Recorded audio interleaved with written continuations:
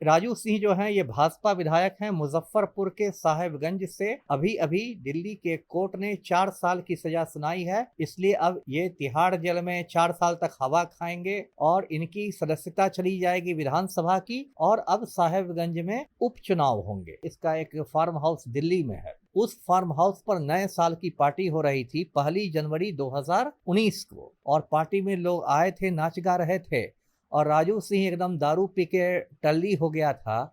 और जहां नया साल आया मतलब 12 बजा तो इसने अपनी पिस्तौल निकाली और धाएं धाएं धाएं करके नए साल के स्वागत में इसने गोली चलाई। अब एक अर्चना गुप्ता नाम की महिला थी, वो डांस फ्लोर पर डांस कर रही थी, बस उसको जाके गोली लग गई और वो वहीं पर मर के गिर गई। राजू सिंह ने जब देखा कि ये मामला हो गया है तो ये सीधे कार से भागा बिहार के लिए, दिल्ली से। और 3 जनवरी को इसको गोरखपुर के पास दिल्ली पुलिस ने गिरफ्तार कर लिया। भाजपा की देखिए पोल खुल गई है। ये भाजपाई लोग बड़ी बड़ी बात करते हैं, नारी शक्ति वंदन, उड़ा दिया श्रीमती अर्चना गुप्ता को।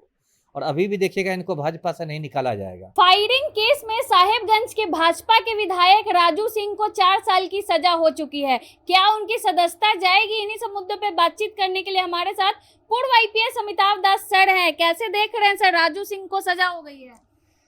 देखिए ये राजू सिंह जो हैं ये भाजपा विधायक हैं मुजफ्फरपुर के साहेबगंज से। और इनको अभी अभी दिल्ली के कोर्ट ने 4 साल की सजा सुनाई है, इसलिए अब ये तिहाड़ जेल में 4 साल तक हवा खाएंगे और इनकी सदस्यता चली जाएगी विधानसभा की। और अब साहेबगंज में उपचुनाव होंगे। अब मैं पूरा मामला दर्शकों को बताता हूँ। ये जो राजू सिंह है बिहार का एक बाहुबली है, माफिया है, गुंडा मवाली है, और 4 बार विधायक रहा है और चारों बार अलग अलग पार्टी से रहा है, कभी जदयू से, कभी हम से, कभी भाजपा से, कभी वीआईपी से। और काफी पैसे वाला आदमी है। इसका एक फार्म हाउस दिल्ली में है। उस फार्म हाउस पर नए साल की पार्टी हो रही थी 1 जनवरी 2019 को, है ना। और पार्टी में लोग आए थे, नाच गा रहे थे, और राजू सिंह एकदम दारू पी के टल्ली हो गया था। और जहां नया साल आया मतलब 12 बजा तो इसने अपनी अपनी पिस्तौल निकाली और धाएं धाएं धाएं करके नए साल के स्वागत में इसने गोली चलाई, जिसको हर्ष फायरिंग कहते हैं। अब एक अर्चना गुप्ता नाम की महिला थी, वो डांस फ्लोर पर डांस कर रही थी, बस उसको जाके गोली लग गई और वो वहीं पर मर के गिर गई। तब अफरा तफरी मच गई पार्टी में। उसके बाद मतलब उसका पति लेके गया उसको अस्पताल, अर्चना गुप्ता को, लेकिन वो तो बच नहीं सकी, उसके सर में गोली लग गई थी। राजू सिंह ने जब देखा कि ये मामला हो गया है तो ये सीधे कार से भागा बिहार के लिए, दिल्ली से। और 3 जनवरी को इसको गोरखपुर के पास दिल्ली पुलिस ने गिरफ्तार कर लिया। उसके बाद राजू सिंह कुछ महीने जेल में रहा, फिर जमानत पर छूटा। फिर 2000 में उसके बाद जो चुनाव हुए थे, आपको लगता है 20 के चुनाव में ये वीआईपी से जीत के आया और भाजपा में शामिल हो गया। और पलटू राम ने इसको बिहार का माननीय पर्यटन मंत्री बनाया। मैंने उस समय भी चैनलों पर आवाज उठाई थी कि अर्चना गुप्ता के हत्यारे को बिहार सरकार में माननीय पर्यटन मंत्री बनाया गया है। उसके बाद ये मुकदमा चला दिल्ली में, एक राउज एवेन्यू कोर्ट है, उसी में एमपी एमएलए वाले कोर्ट में मुकदमा चला। और राजू सिंह को गैर इरादतन हत्या का दोषी पाया गया, 304 आईपीसी। मतलब कोर्ट ने माना कि आपका इरादा हत्या का नहीं था, लेकिन आपकी वजह से जान चली गई, उसको गैर इरादतन हत्या कहते हैं। तो उसी में ये हुआ और कल इसको कोर्ट में मतलब रिजर्व कर लिया गया था फैसला। आज सजा सुनाई गई है 4 साल की कैद की।